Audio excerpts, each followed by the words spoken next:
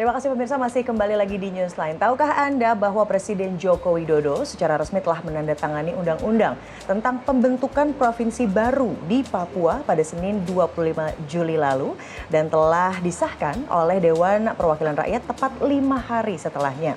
Kebijakan mengenai pemekaran di tanah Papua ini merupakan amanat dan implementasi undang-undang, terutama Undang-Undang Otonomi Khusus Papua yang bertumpu pada adanya jaminan serta ruang kepada orang asli Papua atau OAP, baik dalam aktivitas politik, pemerintahan, ekonomi, maupun sosial budaya, dalam rangka tentunya mengakselerasi atau mempercepat pemerataan pembangunan, peningkatan layanan publik maupun kesejahteraan masyarakat yang terpenting, serta dapat meningkatkan harkat dan martabat asli orang Papua. Lalu seperti apakah undang-undang ini dapat berjalan, penerapannya seperti apa, implementasinya seperti apa? Dan untuk membahasnya secara komprehensif, sudah hadir bersama kami di Studio Metro TV, ada Wakil Menteri Dalam Negeri Bapak John Wempi Wetipo. Halo Pak John Wempi, apa kabar? Puji Tuhan, kabar baik. Kabar baik, senang sekali sudah bisa bergabung di sini.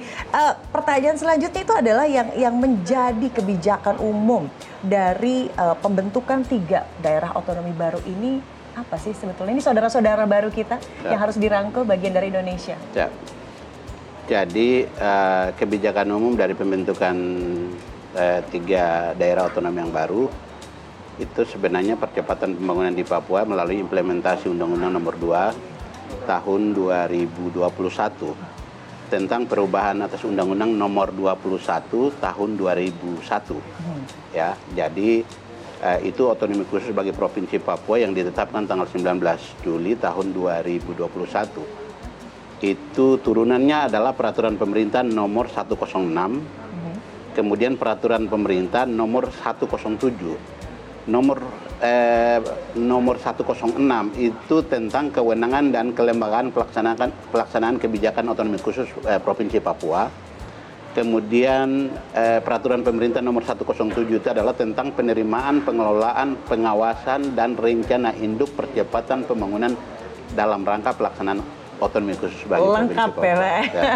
Tapi ada apa ya? Ada kata-kata pengawasan begitu di sana. Selama ini nanti yang ada di benak Pak John Wempi, pengimplementasiannya seperti apa? Lalu pengawasannya seperti apa? Apalagi ini merupakan apa ya? Daerah pemekaran begitu yang tadi menjamin bahwa ada orang asli Papua yang akan sangat dilibatkan di sana. Benar. Memang ketika Undang-Undang 21 tahun 2021 berjalan, ini kan dalam konteks wilayah Papua yang cukup besar, itu membawahi 28 kabupaten 1 kota.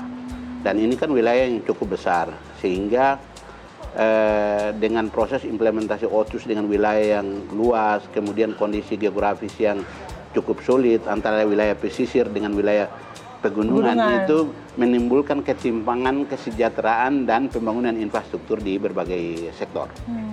Oleh Bapak Presiden kemudian keluarkan kebijakan untuk bagaimana membangun konektivitas jalan di Papua supaya bisa dapat membuka isolasi. Nah, lalu kenapa hari ini ada kebijakan pemerintah untuk memekarkan 3 DOB yang baru? Ini sebenarnya intinya adalah bagaimana percepat pembangunan kesejahteraan untuk orang Papua.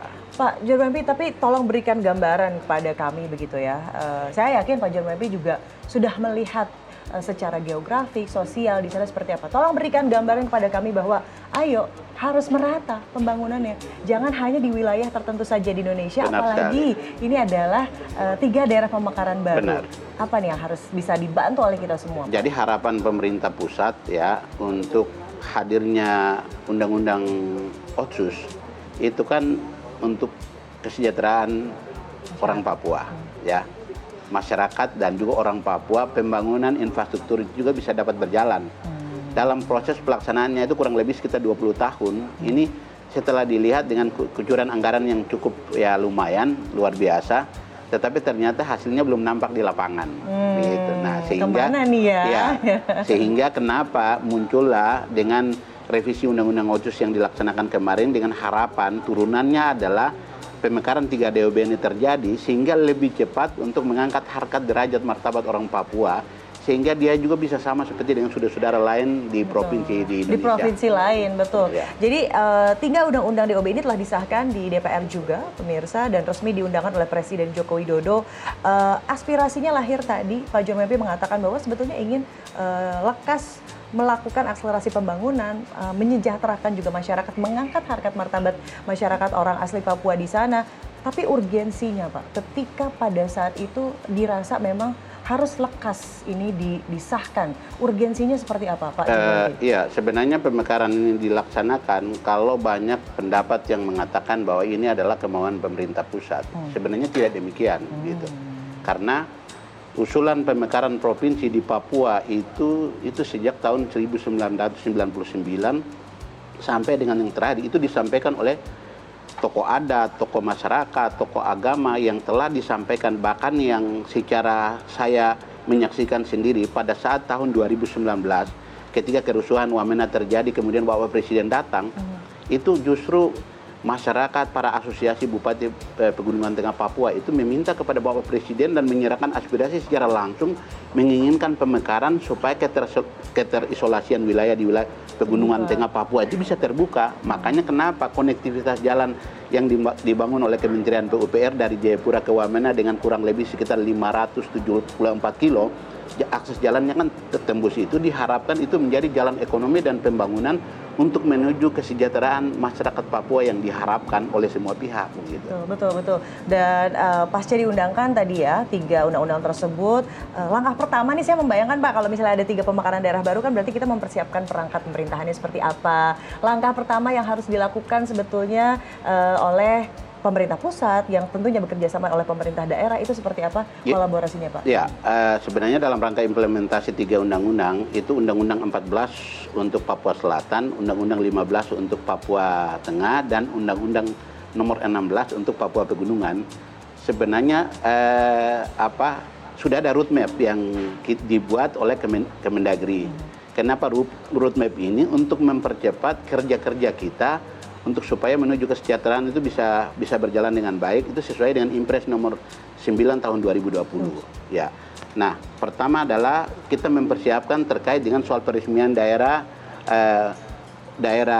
otonomi yang baru sekaligus pelantikan pejabat gubernurnya. Perangkat pemerintahan. Jadi pelantikan pejabat gubernur ini kita harapkan sesuai dengan ketentuan undang-undang itu mengatakan bahwa setelah pengesahan undang-undang itu paling lambat 6 bulan gitu. Nah, sekarang kita ingin percepat karena 3 DOB ini harus ikut terlibat dalam proses penyelenggaraan pemilu serentak di tahun 2024. Gitu. Jadi selama ini kalau Papua itu hanya 1 dapil, 1 dapil itu ada 10 kursi di Senayan. Sekarang dengan pemekaran 3 DOB yang baru, itu berarti Papua Selatan provinsinya sendiri, Papua Tengah pemilu sendiri, Papua Tengah sendiri, Papua Pegunungan sendiri. Jadi ketambahannya dari 10 kursi di Senayan, ketambahan 2 kursi, jadinya 12 kursi. Nah, yang lumayan bertambah banyak itu adalah untuk DPD RI. DPD RI awalnya Papua dengan 28 kabupaten 1 kota sendiri. Sekarang kalau Papua Selatan dia 4, Papua Tengah 4, Papua Pegunungan 4, Papua Induk 4. Berarti udah kurang lebih sekitar 18 kursi ini dari Papua. Dan ini kan saya kira memberikan kontribusi semakin banyak keterwakilan orang Papua di Senayan, artinya aspirasi semakin lebih baik untuk menyuarakan percepatan pembangunan kesejahteraan di Papua secara keseluruhan. Di mana kita tahu selama ini mungkin ada stigma yang menempel begitu ya, aduh kasihan nih tertinggal nih karena terbatas dan lain sebagainya, akses juga. Tadi bahkan Pak John Wempi mengatakan terisolasi, bayangkan betapa Medan di sana secara geografik itu sangat menantang dan akhirnya dengan percepatan ini tentunya membuka selebar-lebarnya pintu untuk seluruh orang asli Papua berkontribusi, baik itu nanti dalam konteks pemerintahan dan juga pembangunan di sana. Benar. Yang menarik juga tadi adalah pemirsa gini, jadi kalau belum pernah nih ke Papua, begitu cantik ketika kita mulai mau mendarat. Benar. Jadi di sebelah kanannya gunung, di sebelah kirinya air terjun laut dan lain sebagainya. Sangat cantik sekali. Makanya tadi Pak John Wempi bilang sudah ada pengkotak-kotakannya. Disesuaikan sebetulnya aturannya dengan karakter geografik dan juga tentunya karakter dari masyarakatnya. Sejauh ini Pak John Wempi, target terdekat ketika nanti sudah jelas ada pejabat-pejabat daerah yang sudah dilantik, yang sudah disahkan begitu, Kita mulai dari Papua Pegunungan dulu deh. Ya. Yang paling urgent dibutuhkan oleh saudara-saudara kita di Papua Pegunungan itu apa sih, Pak John Wempi? Sebenarnya konektivitas jalan sih yang sangat urgent sekali, karena yang sebagaimana yang tadi saya sampaikan kurang lebih 584 kilo. Karena kan jalan ini akan menghubungkan sehingga semua bahan yang diakses melalui pesawat. Coba bayangkan, kita semen naik pesawat, kemudian 9 bahan pokok naik pesawat. Logistik semua naik pesawat. Ini kan sebenarnya kan dengan kebijakan Bapak Presiden untuk membangun konektivitas jalan yang sudah terhubung, 584 kilo yang sudah terhubung. Bagaimana peningkatan jalan itu dilakukan? Kalau barang-barang logistik ini naik pesawat, ke depan yang kita harapkan adalah bukan naik pesawat lagi, tapi akses lewat jalan, termasuk dengan bahan bakar minyak gitu. Jadi ini kan juga akan membawa perubahan yang sangat signifikan, apalagi di wilayah pegunungan Papua ini sekarang sudah punya provinsi tersendiri. Nah, roadmap-nya masih banyak yang ingin kita bahas tentunya. Kalau tadi mulai dengan sesimpel jalan saja di sana harus dioptimalkan untuk lebih mempermudah akses untuk mengirimkan logistik.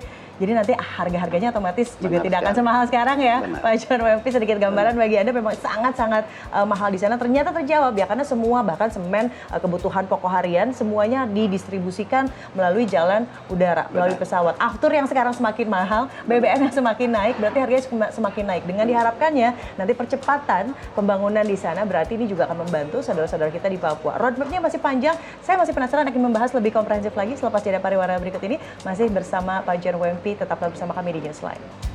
Kembali lagi di Newsline dan masih bersama Wakil Menteri Dalam Negeri, ada Pak John Wempi di sini. Dari tadi kita asik banget ngomongin terkait undang-undang yang disahkan kemarin oleh Presiden Joko Widodo dan juga disahkan oleh DPR terkait pemekaran 3 daerah otonomi baru di Papua. Ada kata-kata orang asli Papua di sana yang memang perlu sekali untuk dilibatkan, karena kan mereka asli sana, mereka tahu karakter geographically, masyarakatnya di sana seperti apa yang perlu, yang sangat diperlukan oleh daerah-daerah yang memang tadi spesifik ya Pak John, ada di Papua Selatan, ada di Papua Tengah dan juga di Papua Pegunungan. Tadi kita terakhir ngomongin tentang Papua Pegunungan yang katanya urgensinya ini adalah jalan, di mana untuk distribusi logistik, distribusi bahan pokok, semen dan lain sebagainya itu selama ini dilakukan melalui jalur udara. Diharapkan tentunya dengan dipercepatnya pembangunan ada di sana itu akan memudahkan dan tentunya mengurangi atau menekan cost yang berujung pada kesejahteraan masyarakat di sana.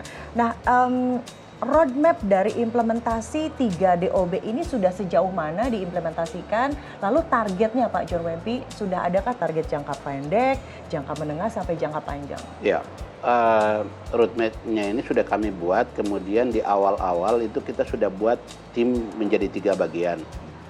Tim pertama itu ke Papua Selatan, kemudian tim yang kedua itu Papua Pegunungan, tim yang ketiga itu di Papua Tengah, sehingga masing-masing tim ini bekerja untuk mempersiapkan perangkat dalam proses persiapan penyelenggaraan pemerintahan di 3 DOP yang baru. Nah, kenapa tim dari Kemendagri ini kita bekerja? Karena tidak mungkin kita melantik pejabat gubernur dengan semua perangkat di 3 DOB yang baru tanpa mempersiapkan perkantorannya, kemudian SDM-nya, kan. Jadi tim ini bekerja dan sekarang itu tim itu sudah selesai bekerja dan sampai dengan hari ini kurang lebih sekitar 90% di 3 DOB yang baru.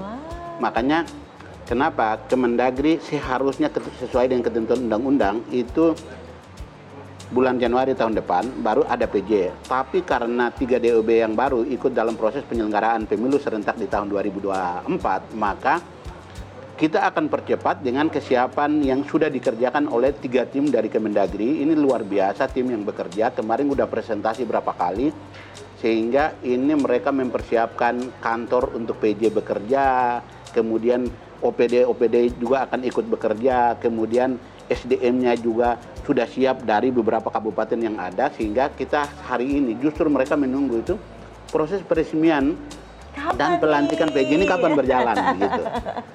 Targetnya kapan sih Pak sebetulnya? Rencana kalau tidak ada halangan itu akhir bulan ini.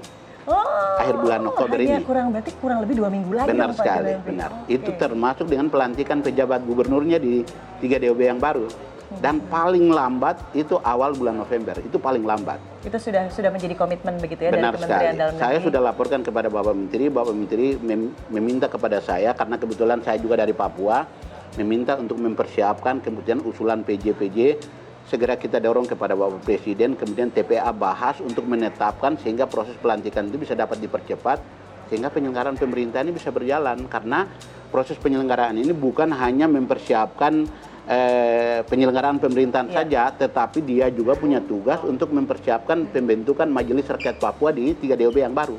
Oh, justru Majelis Masyarakat Papuanya di 3 itu berarti masing-masing juga? Masing-masing, di Papua Selatan sendiri, Papua Pegunungan sendiri, Papua Tengah sendiri. Jadi Majelis Rakyat Papua sendiri. Jadi ini adalah tugas PJ, karena di dalam ketentuan turunannya peraturan pemerintah nomor 06 dan nomor 07 itu ada kursi pengangkatan baik di provinsi, kabupaten, kota di Papua, supaya keterwakilan OAP itu bisa mengisi kursi di DPR provinsi, baik di 3 DOB yang baru maupun di induk, ditambah dengan kabupaten kota yang ada sekarang. Kalau yang sebelumnya, sebelum revisi Undang-Undang Otsus di 21/2001 itu tidak ada.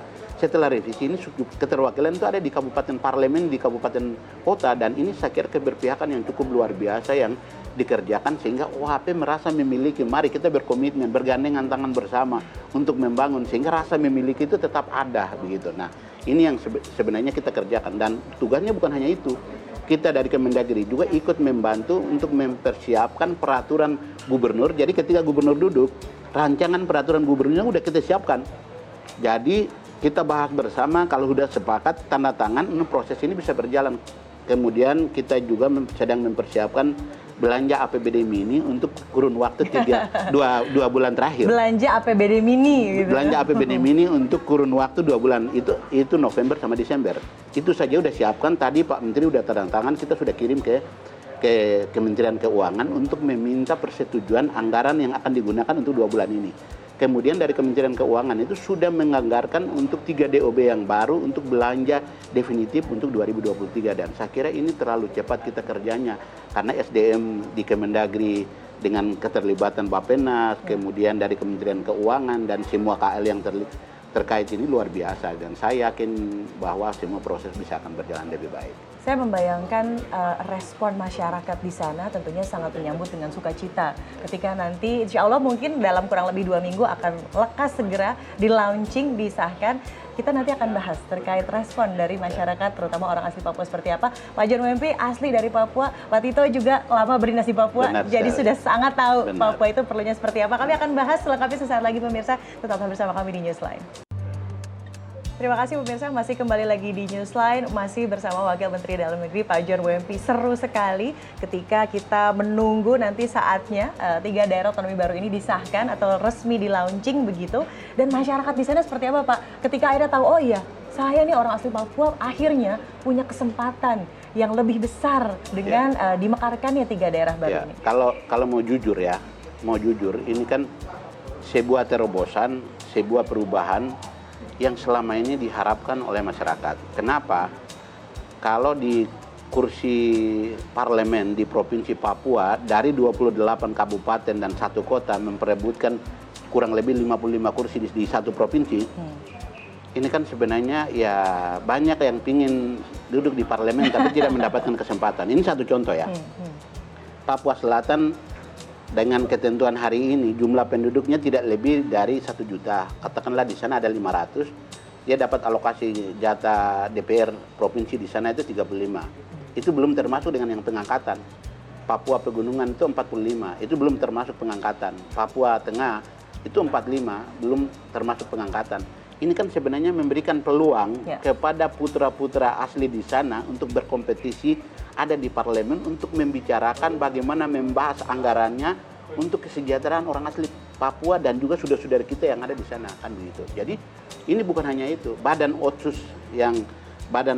penyelenggara Otsus yang terbentuk ini juga ada keterwakilan dari Papua Selatan, Papua Pegunungan, Papua Tengah, Papua Induk. Ini kan semua bagaimana berbicara untuk kesejahteraan Papua ke depan yang lebih baik. Catatan besarnya adalah itu tadi ya, membuka kesempatan yang sama untuk orang asli Papua dan tentunya menyelaraskan kesejahteraan di seluruh wilayah yang tadi dengan punya karakteristik masing-masing. Ada Papua Tengah, Papua Selatan dan juga Papua Pegunungan. Pesan yang ingin disampaikan tentunya Pak John Wempi, semangat besarnya, semangat kebangsaannya kita tentunya ingin sama-sama tumbuh ingin sama-sama punya kesempatan yang setara untuk memberikan kontribusi sebagai anak bangsa, termasuk teman-teman di Papua. Pesan besarnya untuk masyarakat Papua, terutama di daerah Pemekaran apa nih Pak Janubi? Harapan saya begini, saya juga ya dengan saudara-saudara saya di Papua sama saja. Kalau saya bisa diberi kepercayaan oleh negara, saya ada di Jakarta hari ini untuk mewakili saudara saya di Papua, lalu kita mengawal proses pemekaran ini terjadi, berarti saudara-saudara saya di sana itu mempunyai kesempatan yang sangat besar untuk bisa berdiri lebih baik, ya, untuk proses kita selaraskan pembangunan ini bisa berjalan dengan baik. Jadi kita tidak hanya mengkritisi kebijakan pemerintah yang sedang berjalan sekarang, tetapi ada kesempatan ikut terlibat bersama, baik Papua, saudara-saudara saya yang ada di Papua Selatan, Papua Pegunungan, Papua Tengah maupun Papua Induk, untuk ikut bersama-sama terlibat dalam proses pembangunan ini, sehingga kita memiliki tanggung jawab yang sama untuk mewujudkan sila kelima Pancasila, itu keadilan sosial bagi seluruh rakyat Indonesia. Tetapi khusus untuk orang Papua, kalau kita hanya berbicara saja tidak cukup, tapi butuh tindakan untuk mewujudkan kesejahteraan yang sesungguhnya. Nah, ini yang saya harapkan. Jadi saya menjadi jembatan untuk kesejahteraan bagi saudara saya di Papua. Jadi kalau hari ini saya diberi kepercayaan oleh Bapak Presiden ada di sini, hari ini dibuka kesempatan untuk mari kita duduk sama-sama untuk bicara pembangunan untuk Papua yang lebih baik. Aksi yang konkret itu yang diperlukan sebetulnya, bukan hanya bicara semata. Dan kita nanti akan nantikan ketika kurang lebih 2 minggu lagi akan segera dirilis. Kita main ke sana Pak, kita biar lihat seperti apa daerah-daerah baru, saudara-saudara baru kita di Indonesia. Dan terima kasih Pak Janubi sudah bergabung bersama kami di Newsline, memberikan pencerahan kepada kita supaya kita mainnya agak jauh gitu ya pemirsa. Kita nanti main-main ke daerah Pemekaran baru. Dan terima kasih sudah bergabung bersama kami di Newsline. Saya Widya Saputra mewakili rekan Jason Sambo dan seluruh teman-teman yang bertugas undur pamit. Salam sehat selalu, terima kasih dan sampai jumpa.